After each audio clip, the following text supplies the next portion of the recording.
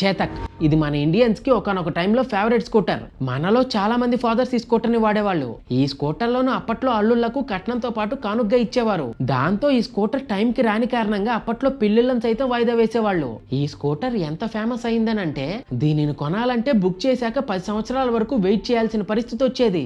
ఎందుకంటే అప్పట్లో భారత ప్రభుత్వం బజాజ్ కు ప్రతి సంవత్సరం కేవలం 20,000 స్కూటర్లను మాత్రమే తయారు చేయడానికి అనుమతులు ఇచ్చింది. అయితే 1970లో బజాజ్ వాళ్ళు ఈ స్కూటర్ ని లాంచ్ చేస్తూ ఈ స్కూటర్ కి చేతక్ అని పేరు పెట్టడం వెనుక ఒక హిస్టారికల్ స్టోరీ ఉందన్న విషయం మీకు తెలుసా? ది గ్రేట్ మహారాణా ప్రతాప్ గారికి ఎంతో ఇష్టమైన గుర్రం ఉండేది. ఆ గుర్రంపై ఆయన ఎన్నో యుద్ధాలు చేశారు మరియు ఎందరో శత్రువులను ఓడించారు. ఆ గుర్రంపై చేసిన ఏ యుద్ధంలోనూ ఆయన ఓడిపోలేదు. ఆ గుర్రం తనపై మహారాణా ప్రతాప్ గారి బరువు మరియు ఆయన యొక్క యుద్ధ కవచం బరువు మొత్తంగా కలిపి 300 కేజీలకు పైగా మోస్తూ యుద్ధ రంగంలో అది వెళ్లే వేగాన్ని చూస్తే శత్రువులతో పాటుగా వారి ఏనుగులు సైతం భయంతో పారిపోయేవి. చివరాఖరికి హల్దీ ఘాటి యుద్ధంలో మహారాణా ప్రతాప్ గారి గుర్రానికి కాలు విరిగి తట్టుకోలేనని గాయాలయ్యాయి.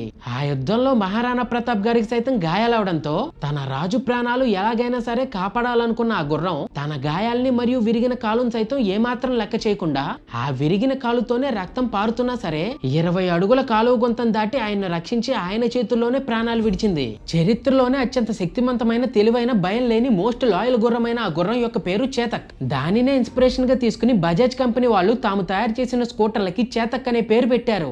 దీనిపై మీ అభిప్రాయాన్ని కామెంట్స్ లో తెలియజేయండి.